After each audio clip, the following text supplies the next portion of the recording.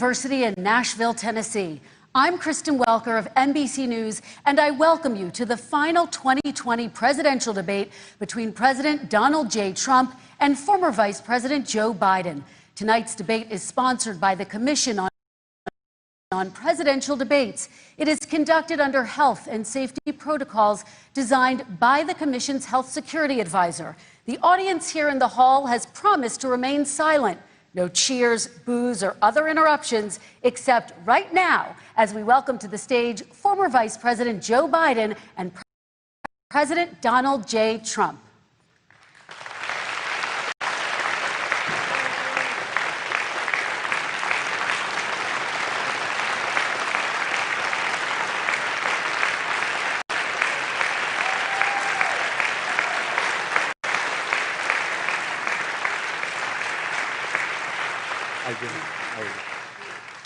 And I do want to say a very good evening to both of you. This debate will cover 6 major topics. At the beginning of each section, each candidate will have 2 minutes uninterrupted to answer my first question. The debate commission will then turn on their microphone only when it is their turn to answer, and the commission will turn it off exactly when the 2 minutes have expired.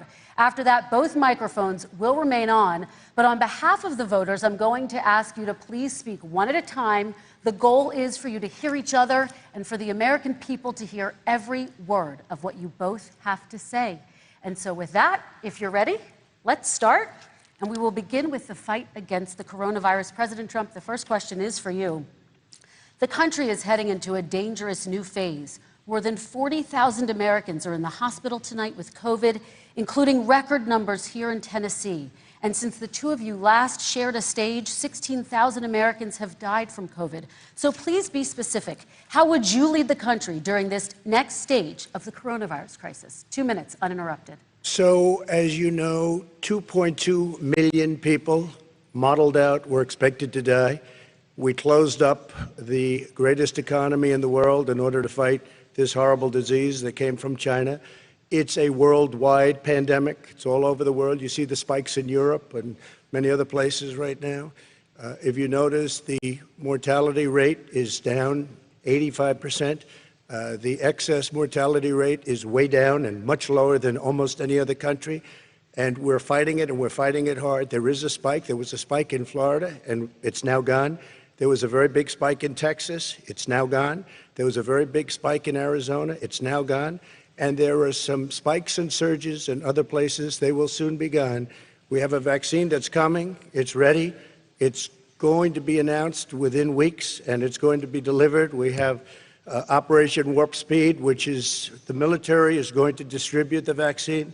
I can tell you personal experience that I was in the hospital. I had it, and I got better. And I will tell you that I had something that they gave me, a therapeutic, I guess they would call it. Some people could say it was a cure. But I was in for a short period of time, and I got better very fast, or I wouldn't be here tonight. And now they say I'm immune. Whether it's 4 months or a lifetime, nobody's been able to say that, but I'm immune. More and more people are getting better. We have a problem that's a worldwide problem. This is a worldwide problem. But I've been congratulated by the heads of many countries on what we've been able to do. If you take a look at what we've done in terms of goggles and masks and gowns and everything else, and in particular ventilators, we're now making ventilators all over the world, thousands and thousands a month, distributing them all over the world. It will go away, and as I say, we're rounding the turn, we're rounding the corner. It's going away. Okay, former Vice President Biden, to you, how would you lead the country out of this crisis? You have 2 minutes uninterrupted.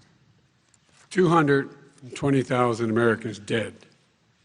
If you hear nothing else I say tonight, hear this. Anyone who's responsible for not taking control, in fact, not saying I take no responsibility initially, anyone who's responsible for that many deaths should not remain as President of the United States of America. We're in a situation where there are 1,000 deaths a day now, 1,000 deaths a day. And there are over 70,000 new cases per day. Compared to what's going on in Europe, as the New England Medical Journal said, they're starting from a very low rate. We're starting from a very high rate. The expectation is we'll have another 200,000 Americans dead between now and the end of the year. If we just wore these masks, the President's own advisors have told us, we could save 100,000 lives. And we're in a circumstance where the President thus far and still has no plan, no comprehensive plan. What I would do is make sure we have everyone encouraged to wear a mask all the time. I would make sure we move in the direction of rapid testing, investing in rapid testing. I would make sure that we set up national standards as to how to open up schools and open up businesses so they can be safe and give them the wherewithal, the financial resources to be able to do that. We're in a situation now where the New England Medical Journal, one of the most serious journals in the whole world, said for the first time ever that the way this president has responded to this crisis has been absolutely tragic. And so, folks, I will take care of this. I will end this. I will make sure we have a plan. President Trump, I'd like to follow up with you in your comments. You talked about taking a therapeutic. I assume you're referencing Regeneron. You also said a vaccine will be coming within weeks. Yes. Is that a guarantee? No, it's not a guarantee, but it will be by the end of the year. But I think it has a good chance. There are two companies, I think, within a matter of weeks, and it will be distributed very quickly. Can you tell us which companies? Johnson & Johnson is doing very well. Moderna is doing very well. Pfizer is doing very well. And we have numerous others. Then we also have others that we're working on very closely with other countries, in particular Europe. Let me follow up with you, and because this is new information, you have said a vaccine is coming soon, within weeks now. Your own officials say it could take well into 2021 at the earliest for enough Americans to get vaccinated. And even then, they say the country will be wearing masks and distancing into 2022. Is your timeline realistic? No, I think my timeline is going to be more accurate. I don't know that they're counting on the military the way I do, but we have our generals lined up, one in particular that's the head of logistics. And this is a very easy distribution for him. He's ready to go as soon as we have the vaccine. And we expect to have 100 million vials. As soon as we have the vaccine, he's ready to go. Vice President Biden, your reaction, and just 40% of Americans say they would definitely agree to take a coronavirus vaccine if it was approved by the government. What steps would you take to give Americans confidence in a vaccine if it were approved? Make sure it's totally transparent. Have the scientists of the world see it, know it, look at it, go through all the processes. And by the way, this is the same fellow who told you this is going to end by Easter last time. This is the same fellow who told you that, don't worry, we're going to end this by the summer. We're about to go into a dark winter, and he has no clear plan, and there's no prospect that there's going to be a vaccine available for the majority of the American people before the middle of next year. President Trump, your reaction, he says you have no plan. I don't think we're going to have a dark winter at all. We're opening up our country. We've learned and studied and understand the disease, which we didn't at the beginning. When I closed and banned China from coming in heavily infected, and then ultimately Europe, but China was in January. Months later, he was saying I was xenophobic. I did it too soon. Now he's saying, oh, I should have, moved quicker. But he didn't move quicker. He was months behind me, many months behind me. And frankly, he ran the H1N1 swine flu, and it was a total disaster, far less lethal, but it was a total disaster.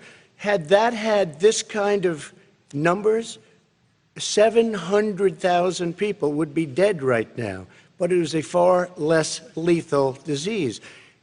Look, his own person who ran that for him, who, as you know, was his chief of staff, said it was catastrophic, it was horrible, we didn't know what we were doing. Now he comes up and he tells us how to do this. Also, everything that he said about the way every single move that he said we should make, that's what we've done. We've done all of it. But he was way behind us. Vice President Biden, your response. My response is he is xenophobic, but not because he shut down access from China. And he did it late after 40 countries had already done that. In addition to that, what he did, he made sure that we had 44 people that were in there in China trying to get to Wuhan to determine what exactly the source was. What did the president say in January? He said, no, he said, he's being transparent. The president of China is being transparent. We owe him a debt of gratitude. We have to thank him. And then what happened was we started talking about using the Defense Act to make sure we go out and get whatever is needed out there to protect people. And again, I go back to this. He had nothing. He did virtually nothing. And then he gets out of the hospital and he talks about, don't worry, it's all going to be over soon. Come on. There's not another serious scientist in the world who thinks it's going to be over soon. President Trump, your reaction? I say over soon. I say we're learning to live with it. We have no choice. We can't lock ourselves up in a basement like Joe does. He has the ability to lock himself up. I don't know. He's obviously made a lot of money someplace, but he has this thing about living in a basement. People can't do that. By the way, I, as the president, couldn't do that. I'd love to put myself in the basement or in a beautiful room in the White House and go away for a year and a half until it disappears. I can't do that. And Kirsten, every meeting I had, and I'd meet a lot of families, including Gold Star families and military families, every meeting I had, and I had to meet them. I had to. It would be horrible to have canceled everything. I said, you know, this is dangerous. And you catch it. And, you know, I caught it. I learned a lot. Great doctors, great hospitals. And now I recovered. 99.9 of young people recover. 99% of people recover. We have to recover. We can't close up our nation. We have to open our school, and we can't close up our nation, or you're not going to have a nation. And of course, the CDC has said young people can get sick with COVID-19 and can pass it. Vice President Biden, I want to talk broadly about strategy, though. Can I respond to that? 30 seconds, please, and then I have a question. Number one, he says that we're learning to live with it. People are learning to die with it. You folks home will have an empty chair at the kitchen table this morning. That man or wife going to bed tonight and reaching over to try to touch out of habit where their wife or husband is gone. Learning to live with it. Come on. We're dying with it because he has never said, you said it's dangerous. When's the last time? Is it really dangerous still? Are we dangerous? You tell the people it's dangerous now? What should they do about the danger? And you say, I take no responsibility. Let me talk about your two. Excuse me, I take full responsibility. It's not my fault that he came here. It's China's fault. And you know what? It's not Joe's fault that he came here either. It's China's fault. They kept it from going into the rest of China for the most part, but they didn't keep it from coming out to the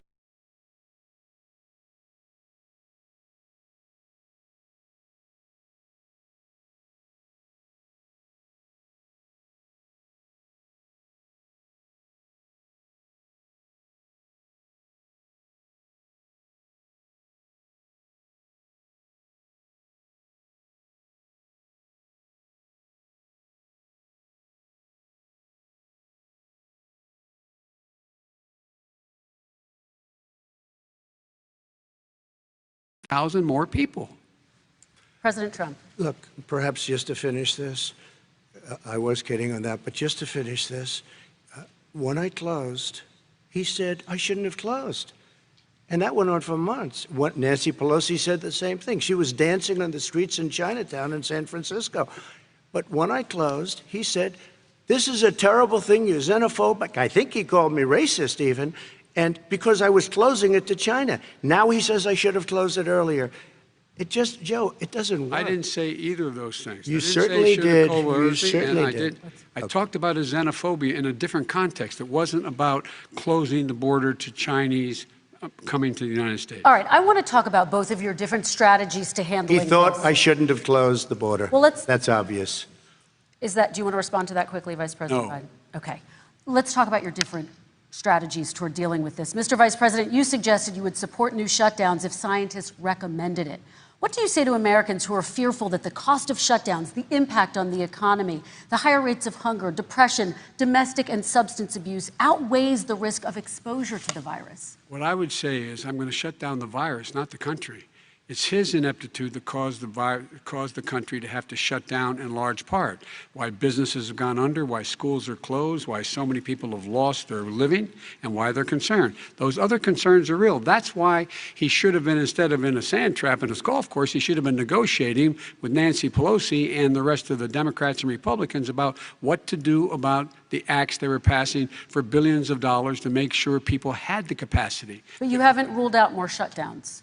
Well, no, I'm not shutting down the neighborhood, but there are, look, you need standards. The standard is if you have a reproduction rate in a community that's above a certain level, everybody says, slow up, more social distancing, do not open bars, and do not open gymnasiums. Do not open until you get this under control, under more control. But when you do open, give the people the capacity to be able to open and have the capacity to do it safely. For example, schools. Schools, they need a lot of money to open. They need to deal with ventilation systems. They need to deal with smaller classes, more teachers, more pods.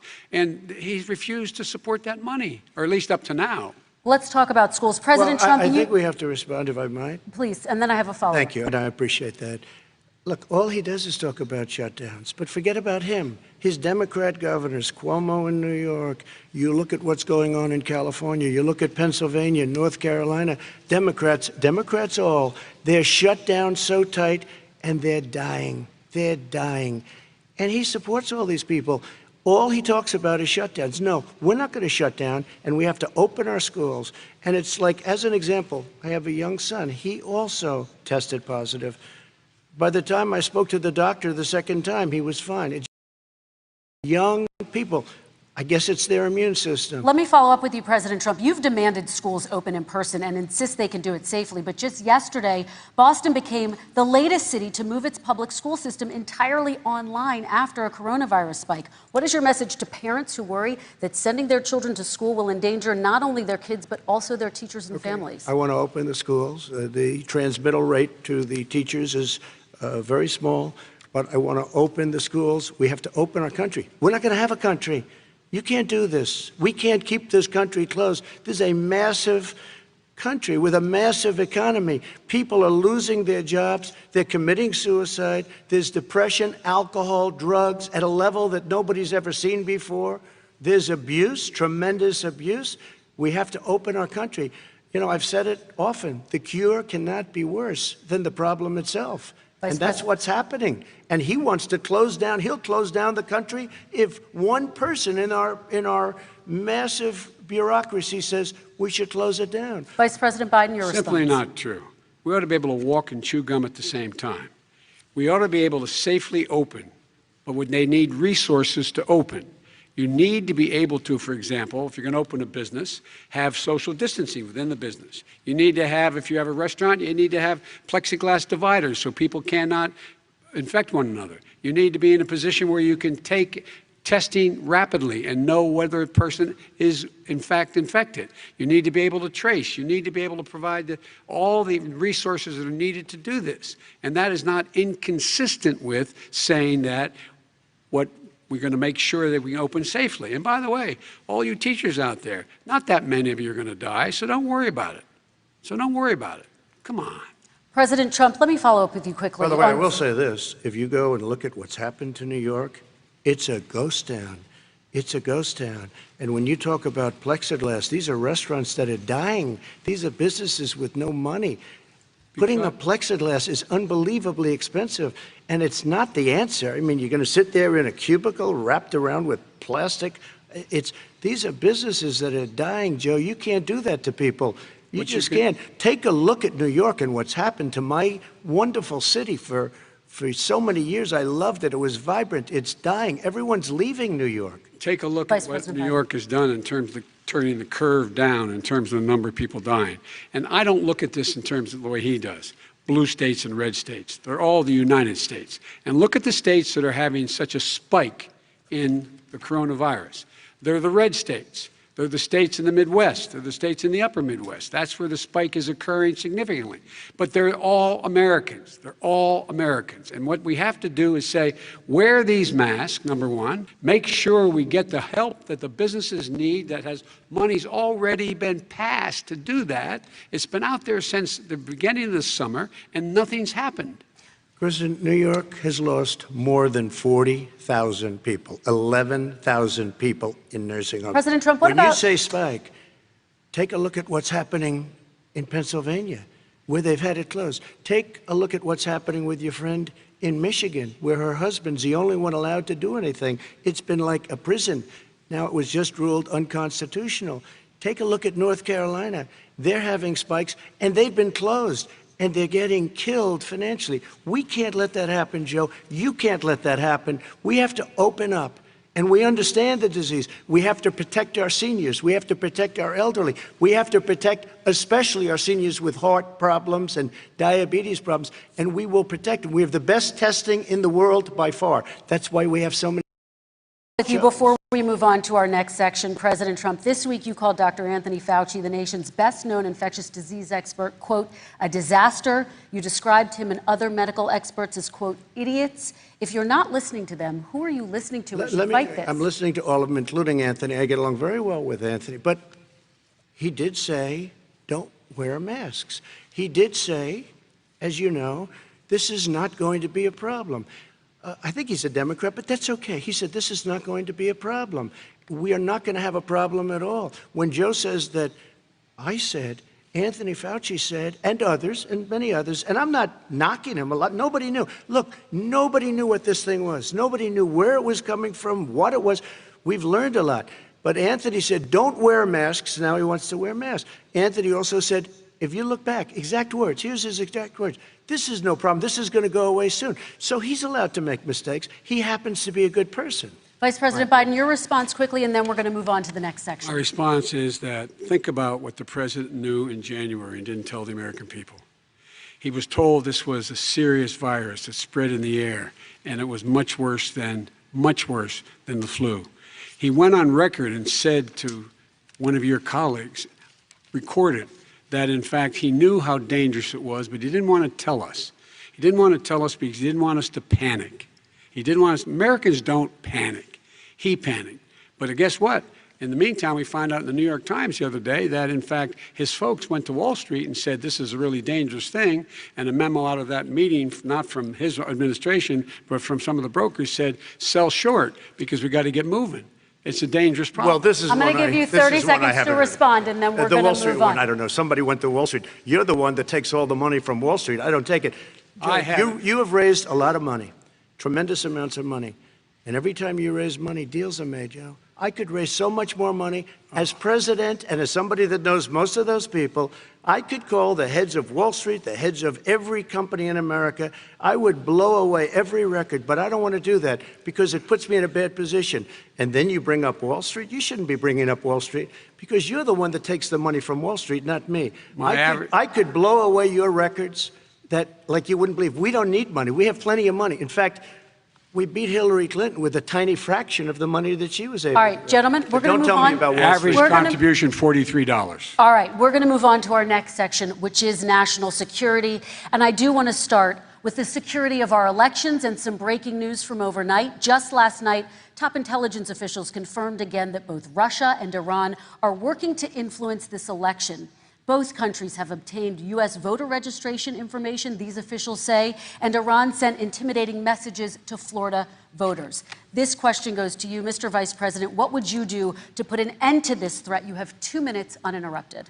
I made it clear, and I ask everyone else to take the pledge. I made it clear that any country, no matter who it is, that interferes in American elections will pay a price. They will pay a price. And it's been overwhelmingly clear this election, I won't even get into the last one, this election, that Russia has been involved, China has been involved to some degree, and now we learn that Iran is involved. They will pay a price if I'm elected. They're interfering with American sovereignty. That's what's going on right now. They're interfering with American sovereignty. And to the best of my knowledge, I don't think the president said anything to Putin about it. I don't think he's stalking them a lot. I don't think he said a word. I don't know why he hadn't said a word to Putin about it. And I don't know what he has recently said, if anything, to the Iranians. My guess is he'd probably be more outspoken with regard to the Iranians. But the point is this, folks. We are in a situation where we have foreign countries trying to interfere in the outcome of our election. His own national security advisor told him that what is happening with his buddy, I will. His buddy, Rudy Giuliani, he's being used as a Russian pawn. He's being fed information that is Russian, that is not true. And then what happens? Nothing happens. And then you find out that everything that's going on here about Russia is wanting to make sure that I do not get elected the next president of the United States because they know I know them and they know me. I don't understand why this president is unwilling to take on Putin when he's actually paying bounties to kill American soldiers in Afghanistan, when he's engaged in activities that are trying to destabilize all of NATO. I don't know why he doesn't do it, but it's worth asking the question, why isn't that being done? Any country that interferes with us will, in fact, pay a price because they're affecting our sovereignty. President Trump, same question to you. Let me ask the question. You're going to have 2 minutes to respond. For 2 elections in a row now, there has been substantial interference from foreign adversaries. What would you do in your next term to put an end to this? 2 minutes uninterrupted. Well, let me respond to the first part, as Joe answered. Joe got $3.5 million from Russia, and it came through Putin because he was very friendly with the former mayor of Moscow, and it was the mayor of Moscow's wife. And you got $3.5 million. Your family got $3.5 million, and you know, someday you're going to have to explain, why did you get 3.5? I never got any money from Russia. I don't get money from Russia. Now, about your thing last night, I knew all about that. And through John Ratcliffe, who is fantastic, DNI, he said, the one thing that's common to both of them, they both want you to lose, because there has been nobody tougher to Russia. Between the sanctions, nobody tougher than me on Russia. Between the sanctions, between all of what I've done with NATO, you know, I've got the NATO countries to put up an extra $130 billion, going to $420 billion a year. That's to guard against Russia. I sold, while he was selling pillows and sheets, I sold tank busters to Ukraine. There has been nobody tougher on Russia than Donald Trump. And I'll tell you, they were so bad. They took over the submarine port. You remember that very well. During your term, during you and Barack Obama, they took over a big part of what should have been Ukraine. You handed it to them, but you were getting a lot of money from Russia. They were paying you a lot of money, and they probably still are. But now, with what came out today, it's even worse. All of the emails, the horrible emails of the kind of money that you were raking in, you and your family. And Joe, you were vice president when some of this was happening, and it should have never happened. And I think you owe an explanation to the American people. Why is it? Somebody just had a news conference a little while ago who was essentially supposed to work with you and your family, but what he said was damning. And regardless of me, I think you have to clean it up and talk to the American people. Maybe you can do it right now. Vice President Biden, you may respond. 30 seconds. And then I do want to follow up on the election security. I have not taken a penny from any foreign source ever in my life. We learned that this president paid 50 times the tax in China, has a secret bank account with China, does business in China, and in fact is talking about me taking money. I have not taken a single penny from any country whatsoever, ever. Number one. Number two, this is a president, I have released all of my tax returns, 22 years. Go look at them. 22 years of my tax return. You have not released a single solitary year of your tax return. What are you hiding? Why are you unwilling? The foreign countries are paying you a lot.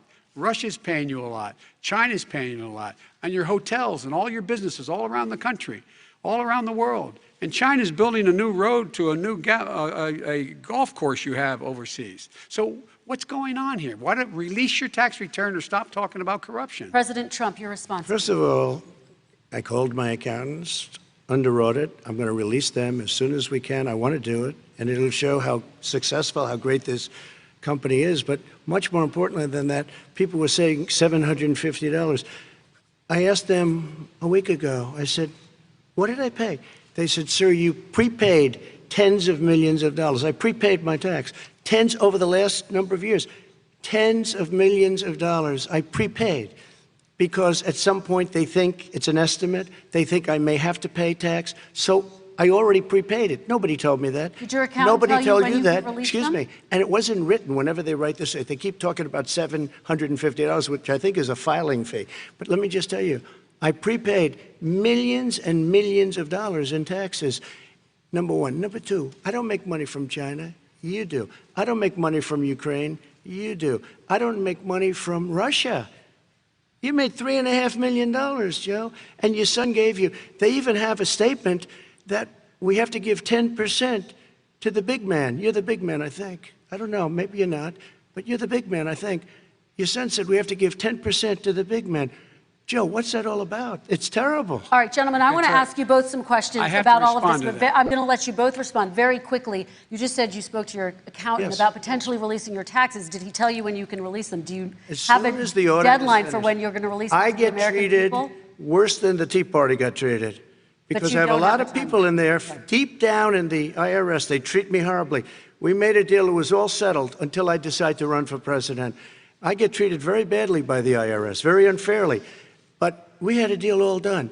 As soon as we're completed with the deal, I want to release it. But I have paid millions and millions of dollars, and it's worse than paying.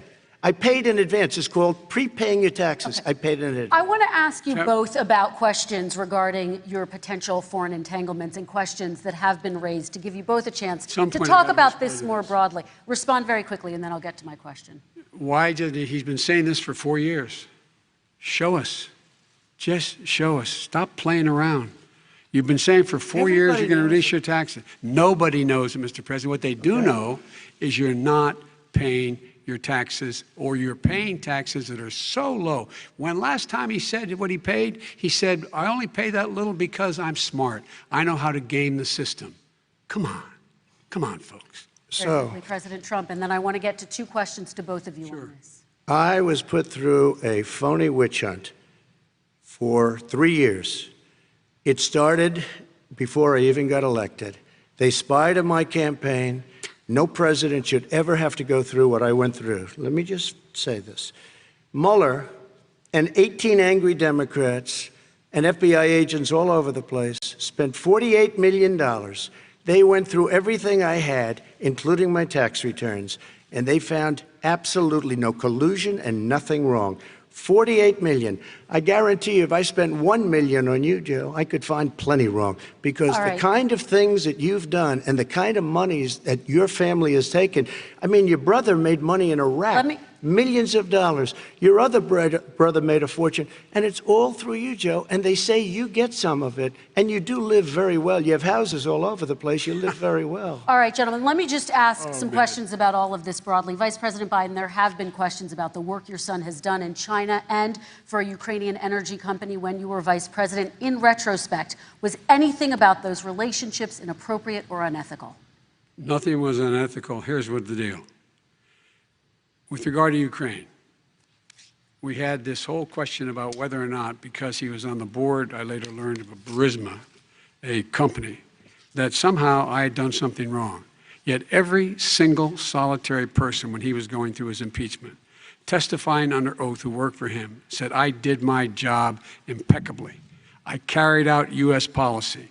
Not one single solitary thing was out of line. Not a single thing, number one.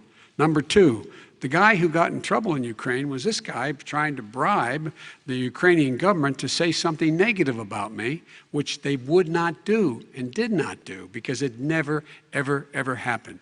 My son has not made money in terms of this thing about, what are you talking about, China. I have not had, the only guy made money from China is this guy. He's the only one. Nobody else has made money from China. President Trump, let me ask my question to you. But could I just one thing? Very quickly. His son didn't have a job for a long time, was sadly no longer in the military service. I won't get into that. And he didn't have a job. As soon as he became vice president, Burisma, not the best reputation in the world. I hear they paid him $183,000 a month. Listen to this. $183, and they gave him a $3 million upfront payment. All right. And he had no energy I'm going to let the Vice President respond to that quickly, and then I need dishonest. to get to a question to you. Very quickly. No basis for that. Everybody investigated that. No one said anything he did was wrong in Ukraine. Okay, President Trump, this is for you. Since you took office, you've never divested from your business. You've personally promoted your properties abroad.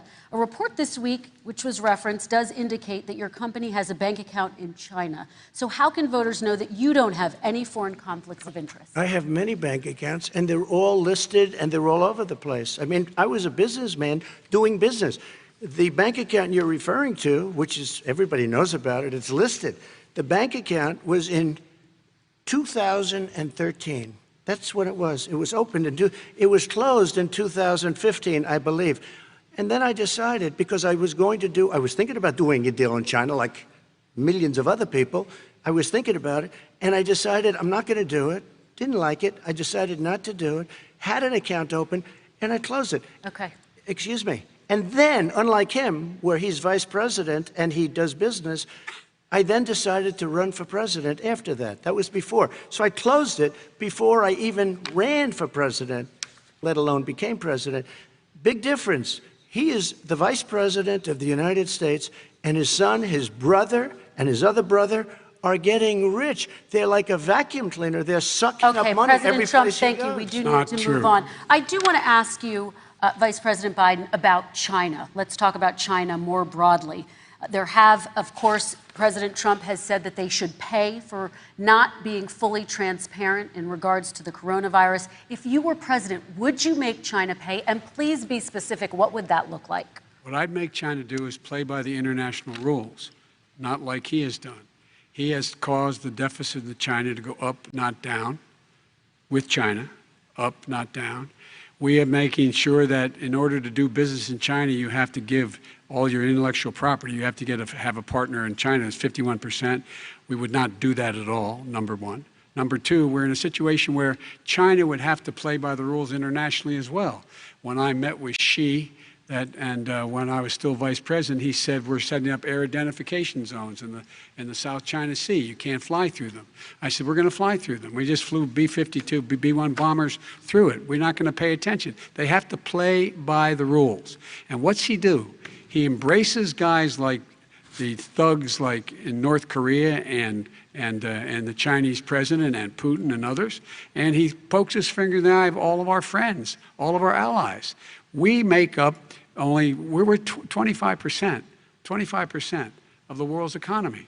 We need to be having the rest of our friends with us saying to China, these are the rules. You play by them or you're going to pay the price for not paying by them economically. That's the way I will run it. And that's what we did in upholding steel tariffs and a range of other things when we were president and vice president. All right, let's talk about North Korea. Excuse me, no, I have to respond to that. Okay.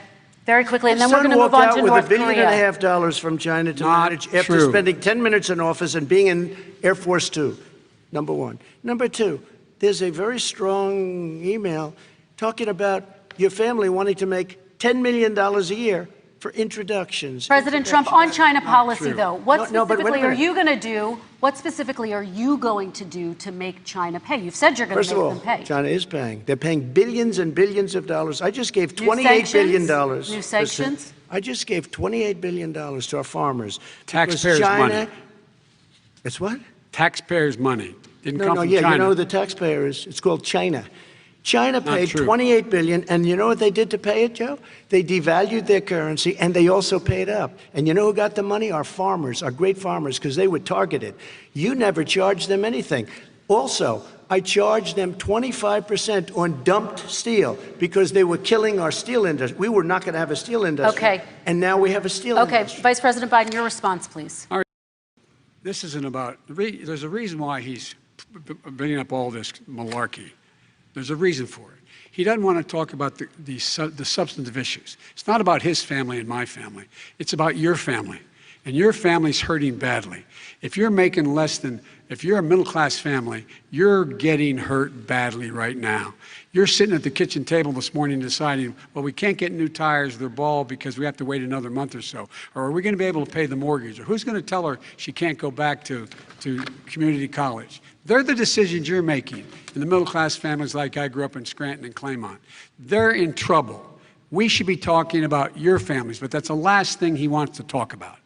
I want is a to talk typical about statement. North Korea. Excuse me, just I do for want 1 to turn second, to please. 10 seconds, Mr. President. That's 10 a seconds. typical political statement. Let's get off this China thing, and then he looks, the family, around the table, everything. Just a typical politician when I see that. Let's talk I'm about not North a typical Korea now. politician. Okay, That's why I got elected. Let's get off the subject of China. Let's talk around, sitting around the table. All right. Come on, Joe, you can do better. We're going to talk about North Korea now. President Trump, you've met with North Korean leader Kim Jong-un 3 times. You've talked about your beautiful letters with him. You've touted the fact that there hasn't been a war or a long-range missile test. And yet North Korea recently rolled out its biggest ever intercontinental ballistic missile and continues to develop its nuclear arsenal. Do you see that as a betrayal of the relationship you forged? Just 30 seconds here because we need to get on to the next So segment. when I met with Barack Obama. We sat in the White House right at the beginning, had a great conversation. It was supposed to be 15 minutes, and it was well over an hour.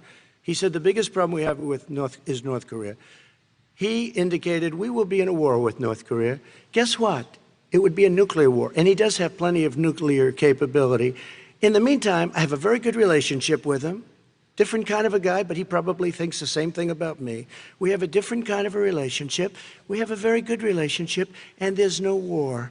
And you know, about 2 months ago, he broke into a certain area. They said, oh, there's going to be trouble. I said, no, they're not, because he's not going to do that. And I was right. Look, instead of being in a war where millions of people, Seoul, you know, is 25 miles away, millions and millions, 32 million people in Seoul. Millions of people would be dead right now. President we Trump, don't have that's a war, 30 and I have a seconds. good Thank relationship. you. Vice President Biden, to you. North Korea conducted 4 nuclear tests under the Obama administration. Why do you think you would be able to rein in this persistent threat? Because I'd make it clear, which we were making clear to China, they had to be part of the deal. Because here's I made it clear, and as a spokesperson of the administration when I went to China, that they said, why are you moving your missile defense up so close? Why are you moving more forces here? Why are you continuing to do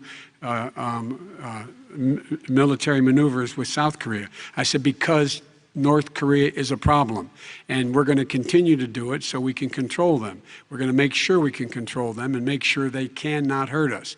And so if you want to do something about it, step up and help. If not, it's going to continue. What has he done? He's legitimized North Korea. He's talked about his good buddy, who's a thug, and he talks about how we're better off. And they have much more capable missiles, able to reach U.S. territory much more easily than ever did before. Let me follow up with you, Vice President Biden. You've said you wouldn't meet with Kim Jong-un without preconditions. Are there any conditions under which you would meet with him? On the condition that he would agree that he would be drawing down his nuclear capacity to get the Korean Peninsula should be a nuclear-free zone. All right, let's move on to American families. Kristen, they tried Very to quickly, meet with 10 him. seconds, President. They tried to meet with him. He wouldn't do it. He didn't like Obama. He didn't like him. He wouldn't do it. Okay, I got to give him a chance to respond to that before we move on. And that's okay. You know what, North Korea, we're not in a war. We have a good relationship. You know, people don't understand. Having a good relationship with leaders of other countries is a good thing. We have a lot of questions to get to. That's like saying we had a good relationship with Hitler before he, in fact, invaded Europe, the rest of Europe. Come on. The reason he would not meet with President Obama is because President Obama said, we're going to talk about denuclearization. We're not going to legitimize you, and we're going to continue to put stronger and stronger sanctions on you. That's why he wouldn't meet with us. All right, and it didn't happen. Let's move on and talk about American families. He left me a mess, Kristen. President Trump, okay, we do need to move on. They left me a mess. North Korea was a mess. And in fact, if you remember the first 2 or 3 months, there was a very dangerous period in my first 3 months before we sort of worked things out a little bit. Okay. There was a they left us a mess. And Obama would be, I think, the first to say it was the single biggest problem he thought that our country had. Okay, let's move on to American families and the economy. One of the issues that's most important to them is health care, as you both know. Today, there was a key vote on a new Supreme Court Justice, Amy Coney Barrett, and health care is at the center of her confirmation fight. Over 20 million Americans get their health insurance through the Affordable Care Act. It's headed to the Supreme Court, and your administration, Mr. President, is advocating for the court to overturn it. If the Supreme Court does overturn that law, those 20 million Americans could lose their health insurance almost overnight. So what would you do if those people have their health insurance taken away? You have 2 minutes uninterrupted. Sure. First of all, I've already done something that nobody thought was possible. Through the legislature, I terminated the individual mandate. That is the worst part of Obamacare, as we call it. The individual mandate where you have to pay a fortune for the privilege of not having to pay for bad health insurance.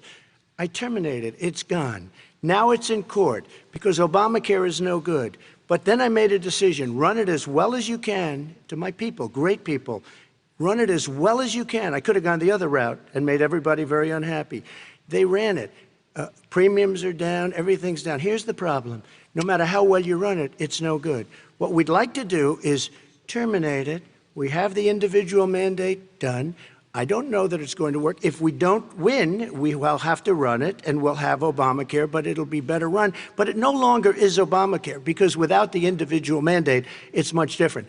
Pre-existing conditions will always stay. What I would like to do is a much better health care, much better, will always protect people with pre-existing. So I'd like to terminate Obamacare, come up with a brand new, beautiful health care. The Democrats will do it because there'll be tremendous pressure on them, and we might even have the House by that time, and I think we're going to win the House, okay? You'll see, but I think we're going to win the House. But come up with a better health care, always protecting people with pre-existing conditions. And one thing very important, we have 180 million people out there that have great private health care. Far more than we're talking about with Obamacare. Joe Biden is going to terminate all of those policies. These are people that love their health care, people that have been successful, middle-income people, been successful. They have 180 million plans, 180 million people, families, under what he wants to do, which will basically be socialized medicine. He won't even have a choice. They want to terminate 180 million plans. We have done an incredible job on health care, and we're going to do even better. Okay, Vice President Biden, yes, this is for you. Your health care plan calls for building on Obamacare. So my question is, what is your plan if the law is ruled unconstitutional by the Supreme Court? You have 2 minutes uninterrupted. What I'm going to do is pass Obamacare with a public option. It'll become Biden care. The public option is an option that says that if you, in fact, do not have the wherewithal to be, if you qualify for Medicaid and you do not have wherewithal in your state to get Medicaid, you automatically are enrolled, providing competition for insurance companies. That's what's going to happen. Secondly, we're going to make sure we reduce the premiums and reduce drug prices by making sure that there's competition that doesn't exist now, by allowing the Medicare to negotiate drug prices with the insurance companies. Thirdly, the idea that I want to eliminate private insurance, the reason why I had such a fight with 20 candidates for the nomination was I support private insurance. That's why I didn't. Not one single person with private insurance would lose their insurance under my plan, nor did they under Obamacare. They did not lose their insurance unless they chose they wanted to go to something else. Lastly, we're going to make sure we're in a situation that we actually protect pre-existing. There's no way he can protect pre-existing conditions. None, zero. You can't do it in the ether. He's been talking about this for a long time. He's never come up with a plan. I guess we're going to get the pre-existing condition plan the same time we get the infrastructure plan that we've been waiting since 17, 18, 19, and 20. The fact, I still have a few more minutes. I know you're getting anxious. The fact is that he's already cost the American people, because of his terrible handling of the COVID virus and the economic spillover, 10 million people have lost their private insurance. And he wants to take away 22 million more people who have it under Obamacare, and over 110 million people with pre-existing conditions. And all the people from COVID are going to have pre-existing conditions. What are they going to do? I have a follow-up for you, Vice President Biden. It relates to something that President Trump said. He's accusing you of wanting socialized medicine. What do you say to people who have concerns that your health care plan, which includes a government insurance option, takes the country one step closer to a health care system run entirely by the government? What's your response to them? I say it's ridiculous. It's like saying that, the idea that the fact that there's a public option that people can choose, that makes it a socialist plan. Look, the difference between the president, I think health care is not a privilege, it's a right. Everyone should have the right to have affordable health care. And I am very proud of my plan. It's gotten endorsed by all the major labor unions, as well as a whole range of other people who, in fact, are concerned in the medical field. This is something that's going to save people's lives, and this is going to give some people an opportunity to have health care for their children. How many of you home are worried and rolling around in bed tonight wondering what in God's name you're going to do if you get sick because you've lost your home insurance, your health insurance, your company's gone under? We have to provide health insurance for people at an affordable rate, and that's what I do. President Trump, excuse me, he was there for 47 years. He didn't do it. He was now there as vice president for 8 years, and it's not like it was 25 years ago. It was 3 3/4. It was just a little while ago, right? Less than 4 years ago. He didn't do anything. He didn't do it. He wants socialized medicine, and it's not that he wants it. His vice president, she is more liberal than Bernie Sanders and wants it even more. Bernie Sanders wants it. The Democrats want it. You're going to have socialized medicine, just like he went with fracking. We're not going to have fracking. We're going to stop fracking. We're going to stop fracking. Then he goes to Pennsylvania after he gets a nomination, where he got very lucky to get it. And he goes to Pennsylvania and he says, oh, we're going to have fracking. And you never asked that question. And by the way, so far, I respect very much the way you're handling this, I have to say. By the way. But somebody should ask the question. You can ask he goes for a year. There will be no fracking. We have a number of topics we're going to get to. That's a big question. We're going to get to. We're going to get to. It's the same thing with socialized medicine. I have to respond. Vice President, your response, please. My response is people deserve to have affordable health care, period. Period, period, period. And the Biden care proposal will, in fact, provide for that affordable health care, lower premiums. What we're going to do is going to cost some money. It's going to cost over $750 billion over 10 years to do it. And they're going to have lower premiums. You can buy into the better plans, the cheaper plans, lower your premiums, deal with unexpected billing, and have your drug prices drop significantly. He keeps talking about it. He hasn't done a thing for anybody on health care. Not a thing. Kristen, when Very he quickly, says, then I want to talk about when he what's says happening public on Capitol option, Hill. he's talking about socialized medicine and and health care. When he talks about a public option, he's talking about destroying your Medicare, totally destroyed, and destroying your Social Security. And this whole country will come down. You know, Bernie Sanders tried it in his state. He tried it in his state. His governor was a very liberal governor. They want to make it work. Okay, let's let Vice President Biden respond. It doesn't Vice work. President He's Biden, a very your confused response. guy. He thinks he's running against somebody else. He's running against Joe Biden. I beat all those other people because I disagreed with them. Joe Biden he's running against. And the idea that we're in a situation that they're going to destroy Medicare, this is the guy that the actuary at Medicare said, if in fact, at Social Security, if in fact he continues to withhold his plan to withhold the tax on Social Security will be bankrupt by 2023 with no way to make up for it. This is the guy who's tried to cut Medicare. So the idea that Donald Trump is lecturing me on Social Security and Medicare, come on. He tried to get rid of, he tried to hurt Social Security years ago. Years ago. Go back and look at the records. He tried to hurt Social Security years ago. All right, let's move on. I'm going to move on. Mr. President, I have to move on to the next question. They say the stock market will boom if I'm elected. If he's elected, the stock market will crash. Okay, let's move on to the next question. Very quickly. Look, the idea that the stock market is booming is his only measure of what's happening. Where I come from in Scranton and Claymont, the people don't live off of the stock market. Just in the last three years during this crisis, the billionaires in this country made, according to the Wall Street, $700 billion more dollars. $700 billion more dollars. Because that's his only measure. What happens to the ordinary people out there? What happens to them? Let's talk about what's happening on Capitol Hill. We're going to move on, 401ks are through the roof. We're going to move on. Stock are through the roof. All right. And he doesn't come from Scranton. That's like he lived there for a short period of time before he even knew it. We're going to move on to the next question. And the people of Pennsylvania Let me will move show on you to my that. next question, They gentlemen. understand. As of tonight, more than 12 million people are out of work.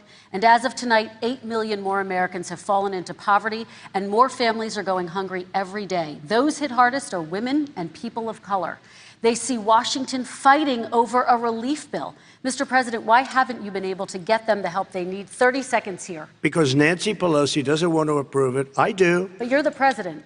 I do, but I still have to get. Unfortunately, that's one of the reasons I think we're going to take over the House, because of her. Nancy Pelosi doesn't want to approve anything because she'd love to have some victories on a date called November 3rd.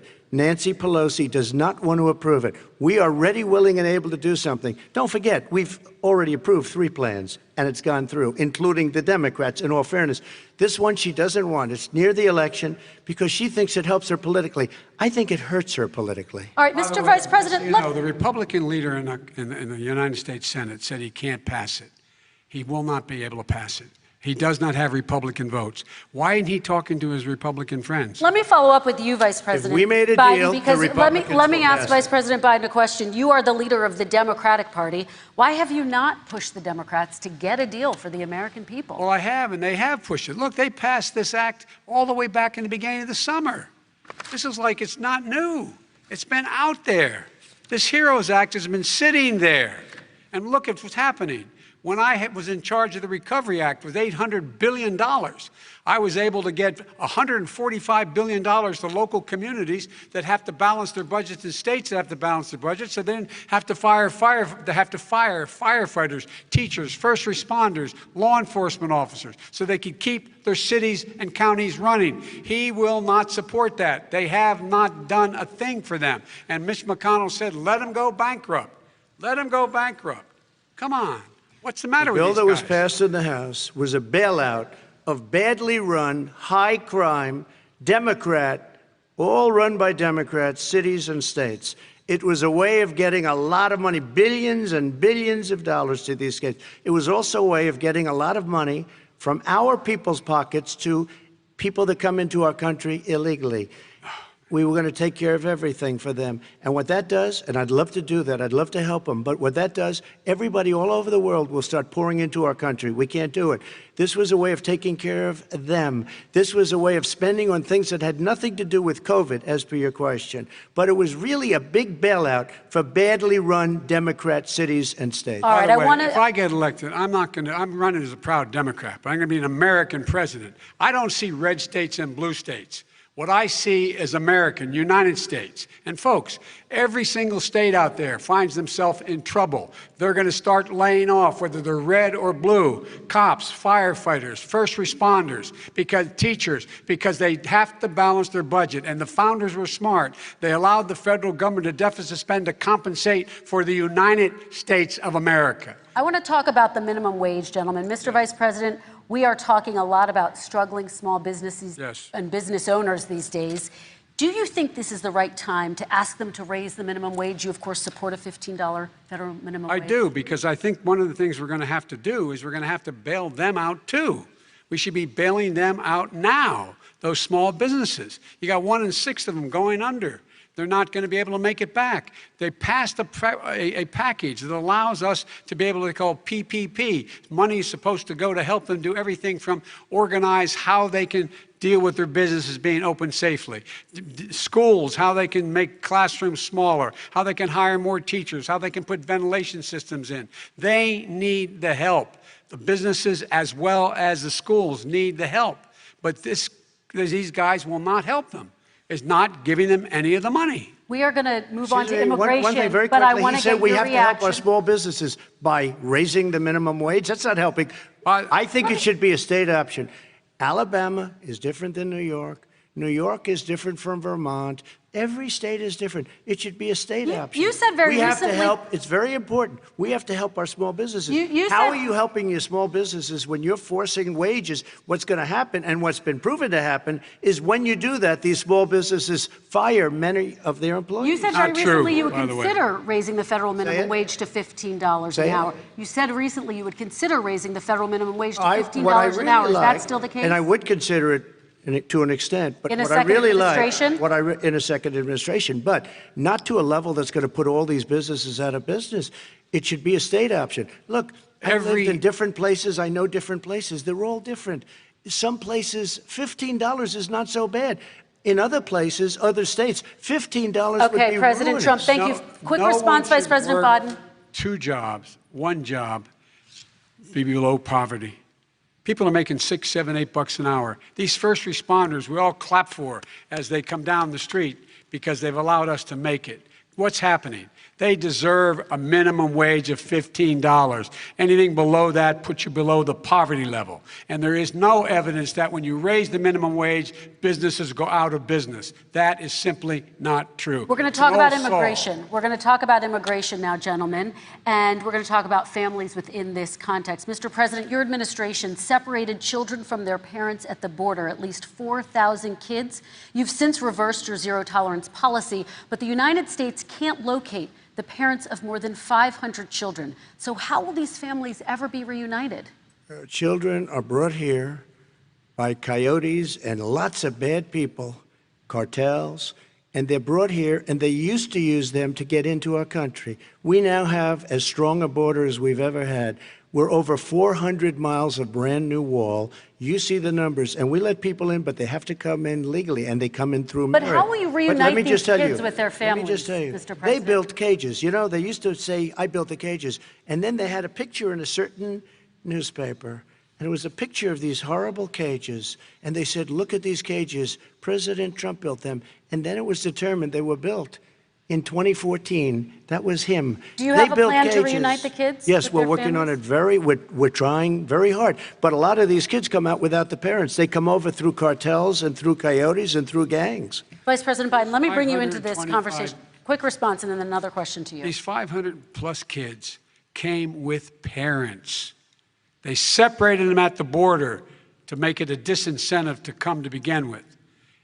Real tough. We're really strong. And guess what? They cannot, it's not coyotes didn't bring them over. Their parents were with them. They got separated from their parents. And it makes us a laughing stock and violates every notion of who we are as a nation. Let me ask you a follow-up Kristen, question. they did it. We changed the policy. Your response they to that? They did it. We changed. did not They built the separate cages. the Who built the cages, Joe? Let's talk about what Who we're built the talking about. cages, Let's Joe? talk about what we're talking about. What happened? Parents were ripped, their kids were ripped from their arms and separated. And now they cannot find over 500 of sets of those parents, and those kids are alone. Nowhere to go. Nowhere to go.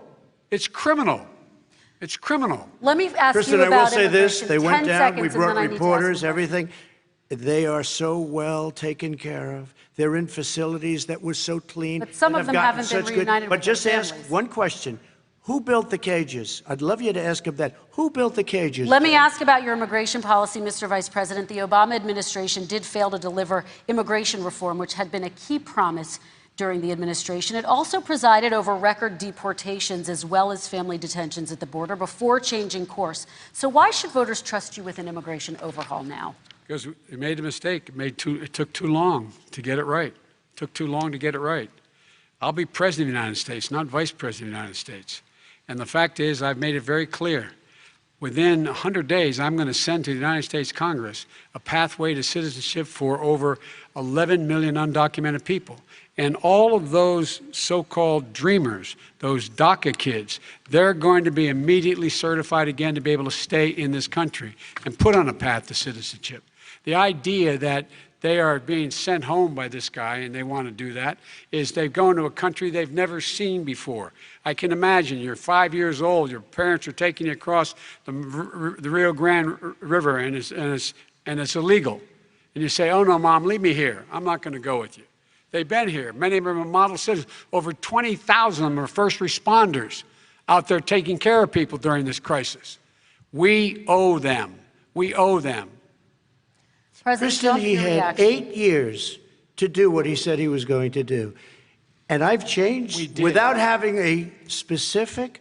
We got rid of catch and release. We got rid of a lot of horrible things that they put in and that they lived with. But he had 8 years he was vice president. He did nothing except build cages to keep children in.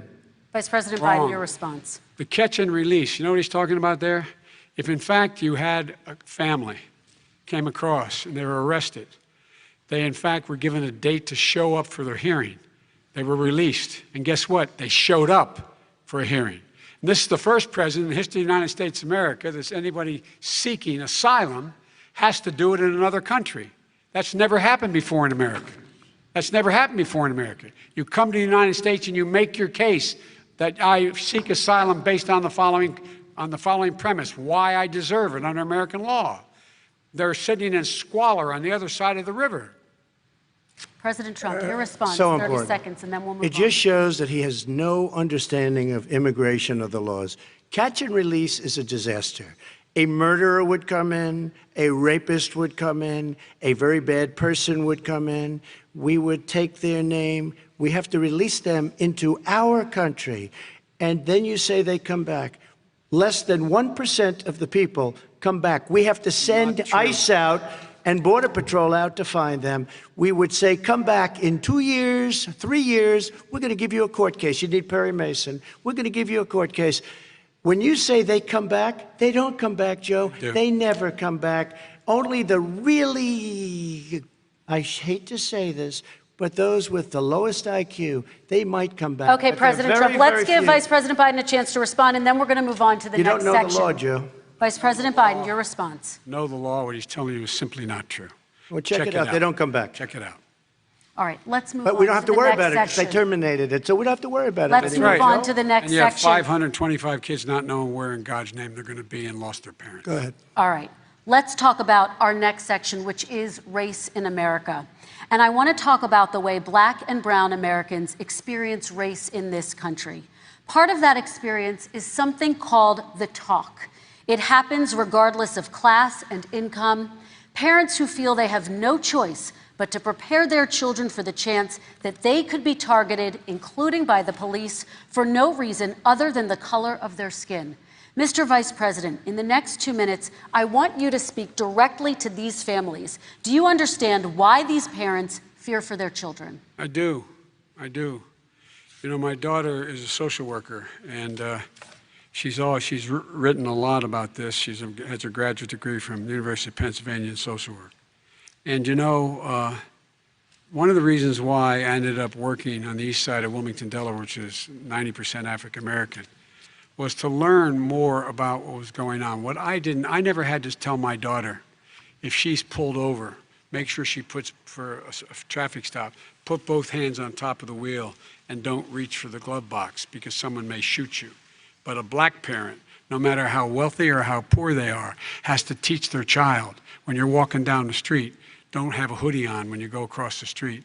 Making sure that you, in fact, if you get pulled over, yes, sir, no, sir, hands on top of the wheel, because you are, in fact, the victim, whether you're a person making child of a $300,000 a year person or someone who's on food stamps. The fact of the matter is, there is institutional racism in America. And we have always said, we've never lived up to it, that we hold these truths to be self-evident. All men and women are created equal. But guess what?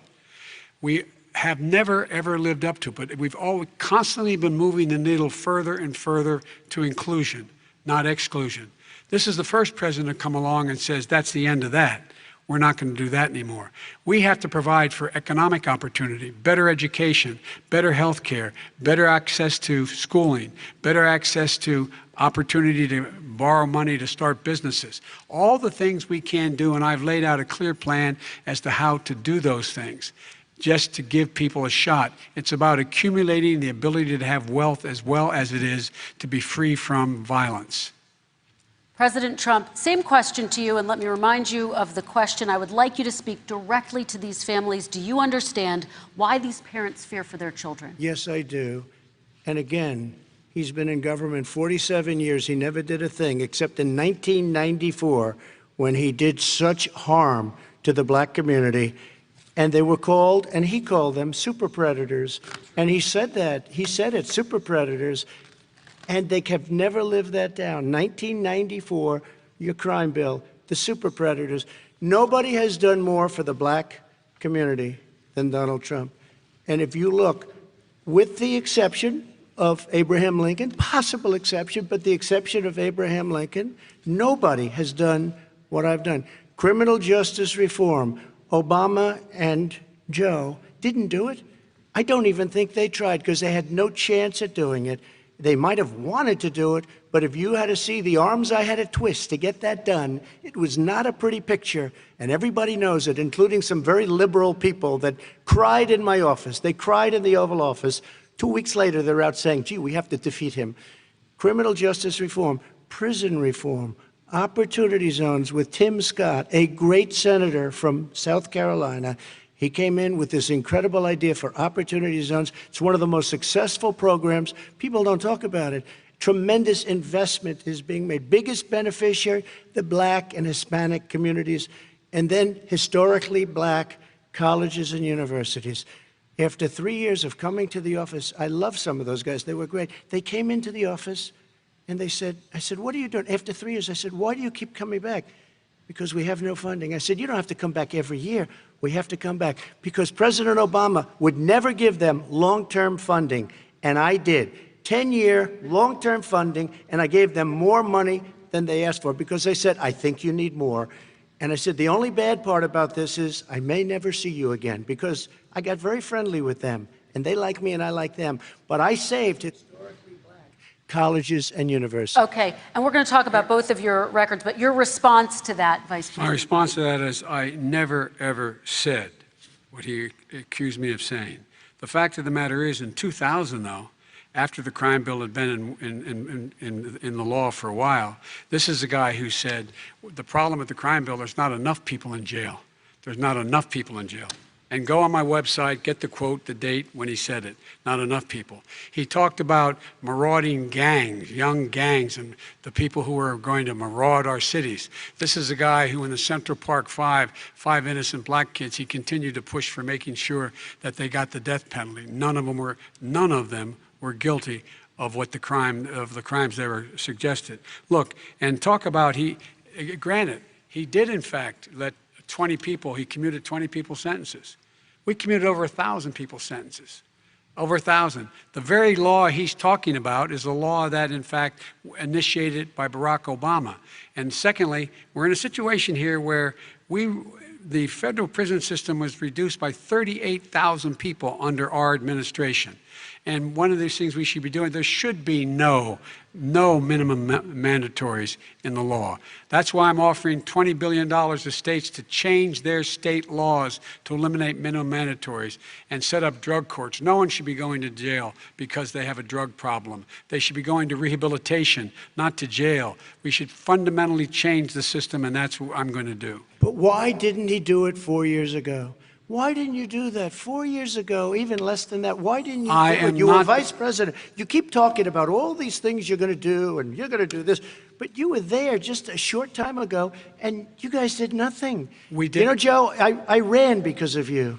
I ran because of Barack Obama, because you did a poor job. If I thought you did a good job, I would have never run. I would have never run. I ran because of you. I'm looking at you now. You're a politician. I ran because of you. All right, Vice President Biden, your response to that, and then I do have some questions for both of you. Well, I tell you what, I hope he does look at me, because what's happening here is, you know who I am, you know who he is, you know his character, you know my character, you know our reputations for honor and telling the truth. I am anxious to have this race. I am anxious to see this take place. The character of the country is on the ballot. Our character is on the ballot. Look at us closely. Let me ask some follow-up. Please respond, and then we're going to have follow-up questions. If this stuff is true about Russia, Ukraine, China, other countries, Iraq, if this is true, then he's a corrupt politician. All right. So don't give me the stuff about how you're this innocent baby. Joe, they're calling you a corrupt politician. Nobody's President Trump, I want to stay on the issue of race. We're talking about the issue. Laptop from hell. President Trump, we're talking about race right now, and I do want to stay on the issue of race. President Trump, I have to respond to that. Please, because look, very quickly. There are 50 former national intelligence folks who said that what he's accusing me of is a Russian plant. They have said that this has all the 5 former heads of the CIA, both parties, say what he's saying is a bunch of garbage. Nobody believes it except his and his good friend Rudy Giuliani. You mean the laptop is now another Russia hoax? That's exactly what. Is this where you're going? This is where he's going. The laptop is Russia. Gentlemen, I want to stay on the issue of race. You have to be kidding. Here we go again with Russia. We're going to continue on the issue of race. Mr. President, you've described the Black Lives Matter movement as a symbol of hate. You've shared a video of a man chanting white power to millions of your supporters. You've said that black professional athletes exercising their First Amendment rights should be fired. What do you say to Americans who say that kind of language from a president is contributing to a climate of hate and racial strife? Well, you have to understand, the first time I ever heard of Black Lives Matter, they were chanting pigs in a blanket, talking about police. Pigs, talking about our police. Pigs in a blanket, fry them like bacon. I said, that's a horrible thing. And they were marching down the street. And that was my first glimpse of Black Lives Matter. I thought it was a terrible thing. As far as my relationships with all people, I think I have great relationships with all people. I am the least racist person in this room. Well, what do you say to Americans who are concerned by that rhetoric? I don't know. I don't know what to say. I got criminal justice reform done, and prison reform, and opportunity zones. I took care of black colleges and universities. I don't know what to say. they can say anything. I mean, they can say anything. It makes me sad because I am the least racist person. I can't even see the audience because it's so dark, but I don't care who's in the audience. I'm the least racist person in this room. Okay, Vice President Biden, let me ask you very quickly, and then I have a follow-up question for you. Abraham Lincoln here is one of the most racist presidents we've had in modern history. He pours fuel on every single racist fire. Every single one. He started off his campaign coming down the escalator saying he's going to get rid of those Mexican rapists. He's banned Muslims because they're Muslims. He has moved around and made everything worse across the board. He says about the poor boys, last time we were on stage here, he said, I told them to stand down and stand ready. Come on. This guy has a dog whistle about as big as a foghorn. President Trump, I'm going to give you 10 seconds to respond, and then I have a follow-up. He made a reference to Abraham Lincoln. Where did that come in? I mean, you said you're Abraham Lincoln. No, where did that? No. You said, I said not since Abraham Lincoln has anybody done what I've done for the black community. And I'm saying, I didn't say I'm Abraham Lincoln. I said not since Abraham Lincoln has anybody done what I've done for the black community. Now, you have done nothing other than the crime bill, which put oh, God. Tens of thousands of black men, mostly, in jail. All right, let me ask Vice President Biden because if you look at what's happening with the voting right now, let me ask they Vice remember President that Biden you treated them very, very badly. Just take a look at what's happening out there. Vice President Biden, let me give you a chance to respond within this context. Crime bills that you supported in the 80s and 90s contributed to the incarceration of tens of thousands of young black men who had small amounts of drugs in their possession. They are sons, they are brothers, they're fathers, they're uncles, whose families are still to this day, some of them suffering the consequences. So speak to those families. Why should they vote for you? One of the things is that in the 80s, we passed 100%, all 100 senators voted for it, a bill on drugs and how to deal with drugs. It was a mistake. I've been trying to change it since then, particularly the portion on cocaine. That's why I've been arguing that, in fact, we should not send anyone to jail for a pure drug offense. They should be going into treatment across the board. That's what we should be spending money. That's why I set up drug courts, which were never funded by our Republican friends. They should not be going to jail for a drug or an alcohol problem. They should be going into treatment. That's what we've been trying to do. That's what I'm going to get done, because I think maybe the American people have now seen that, in fact, it was a mistake to pass those laws relating to drug. But they were not in the crime bill. But why didn't he get it done? See, it's all talk, no action with these politicians. Why didn't he get it done? That's what I'm going to do when I become president. You were vice president, along with Obama as your president, your leader, for 8 years. Why didn't you get it done? You had 8 years to get it done. Now you're saying you're going to get it done because you're all talk and no action, Jim. We got a lot of it done. We released 38,000. We got 38,000 prisoners left from the. You got nothing done. 38,000 prisoners were released from federal prison. There were over 1,000 people who were given clemency. In fact, we're the ones that put in the legislation saying we could look at pattern and practice of police departments and what they were doing, how they were conducting themselves. I could go on, but we began the process. We lost an election. That's why I'm running to win back that election and change his terrible policy. I just asked one question. Why didn't you do it in the 8 years, a short time ago? Why didn't you do it? You just said, I'm going to do that, I'm going to do this. You put tens of thousands of mostly black young men in prison. Now you're saying you're going to undo that. Why didn't you get it done? You had 8 years with Obama. You know why, Joe? Because you're all talk and no action. All right, Vice President Biden, and then we're going to move on to the next section. We had a Republican Congress.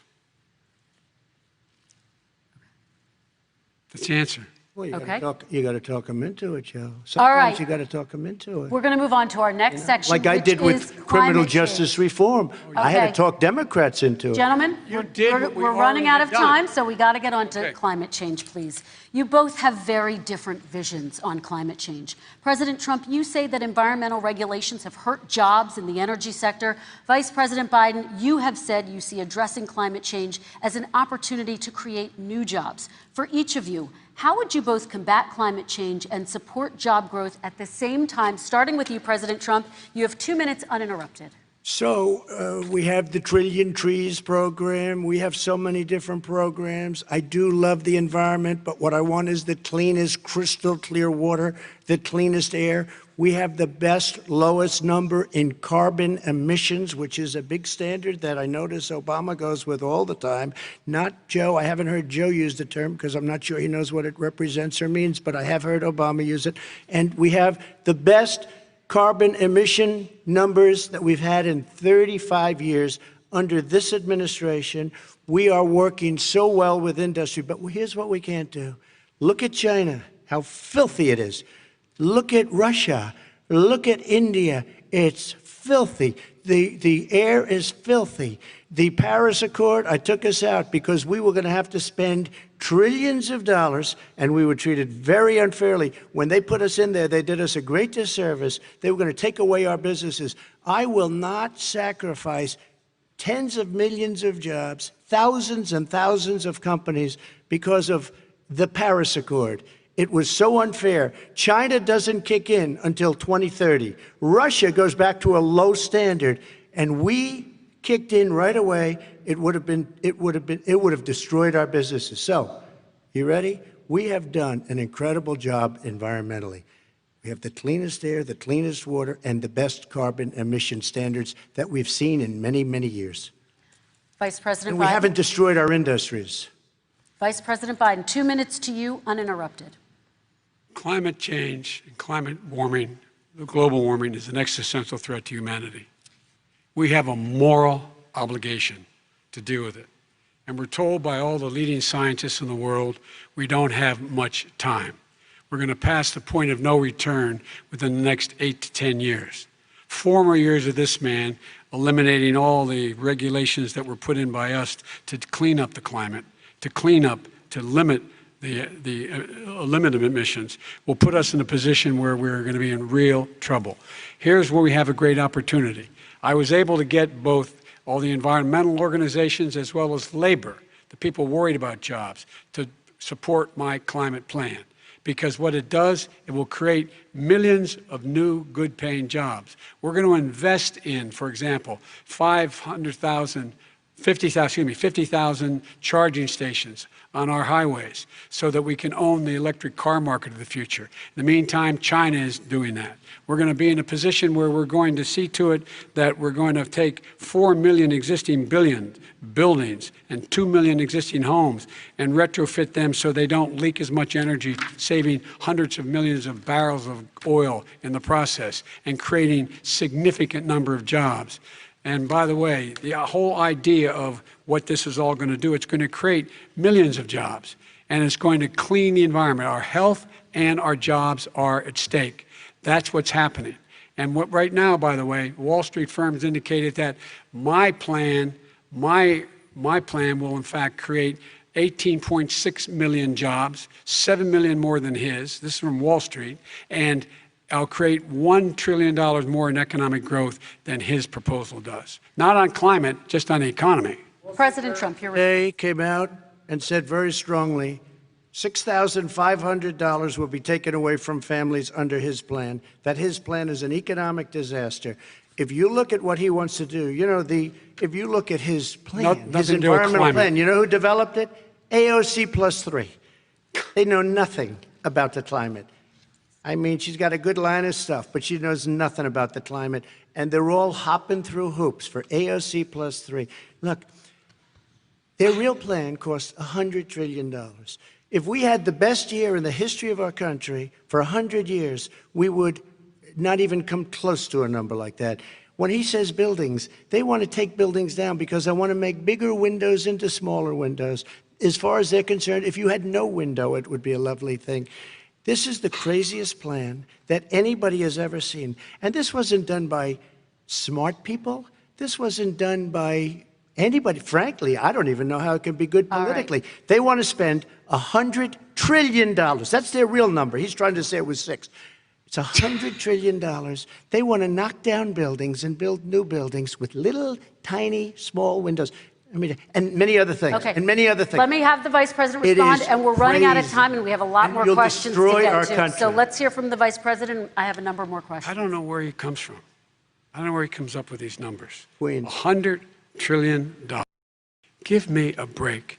This plan was, endorsed by every major environmental group and every labor group. Labor, because they know the future lies. The future lies in us being able to breathe, and they know there are good jobs in getting us there. And by the way, the fastest growing industry in America is solar energy and wind. He thinks wind causes cancer, windmills. It's the fastest growing jobs, and they pay good prevailing wages, 45, 50 bucks an hour. We can grow and we can be cleaner if we go the route I'm proposing. President Trump, Excuse me. please respond, and then I have some follow-ups. We are energy independent for the first time.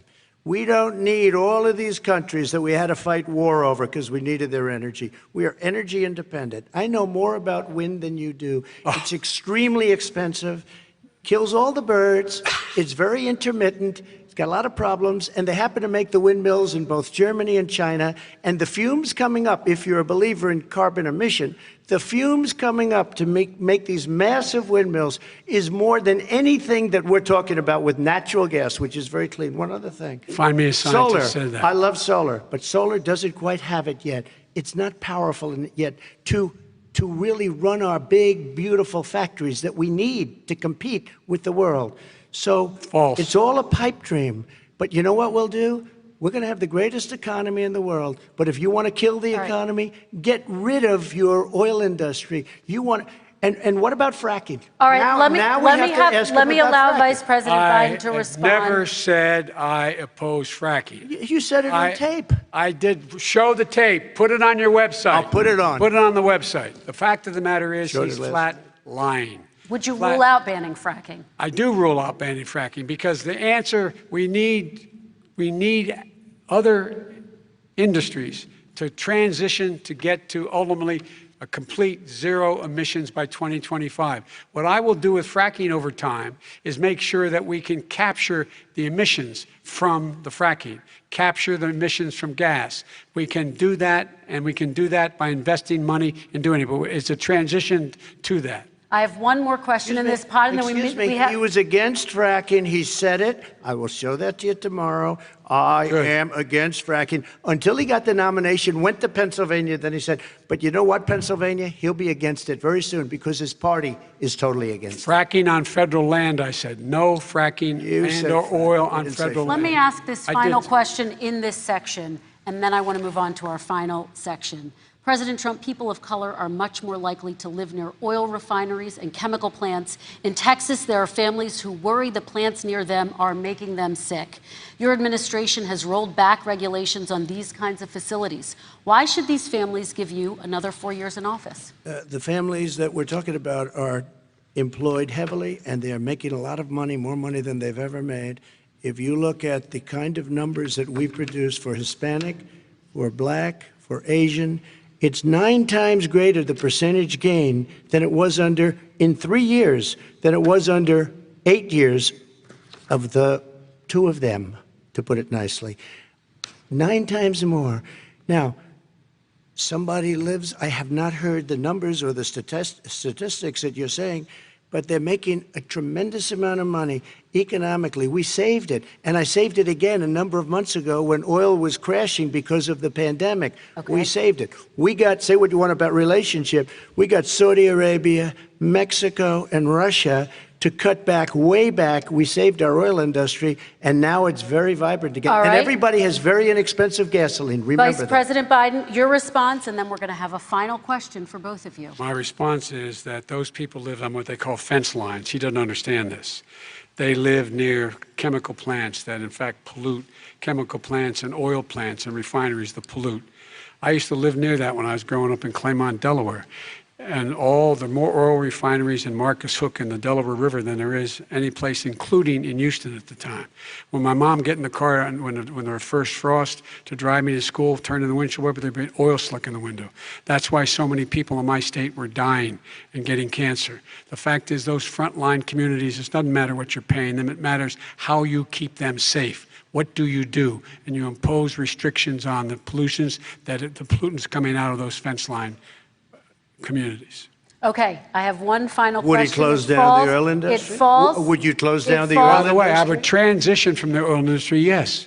Oh, I will that's a big transition. statement. It is a big statement. That's a big because statement. I would stop, Why would you do that? because the oil industry pollutes significantly. I see. Here's the deal, but you That's a can't big do statement. that. Well, if you let me finish the statement, because it has to be replaced by renewable energy over time, And I'd stop giving to the oil industry, I'd stop giving them federal subsidies. He won't give federal subsidies to the gas, excuse me, to solar and wind. Yeah. Why are we giving it to oil industry? We actually do All give right. it to solar and wind. We And have that's one maybe the final biggest question. statement in terms of business. That's the biggest statement. Okay. Because We have basically one what he's final saying question, is he is Mr. going to President. destroy the oil industry. Will you remember that, Texas? Will you Okay. remember that, Pennsylvania, Oklahoma? Vice President Biden, let me give you 10 seconds to respond, and then Ohio. I have to get to the final question. Vice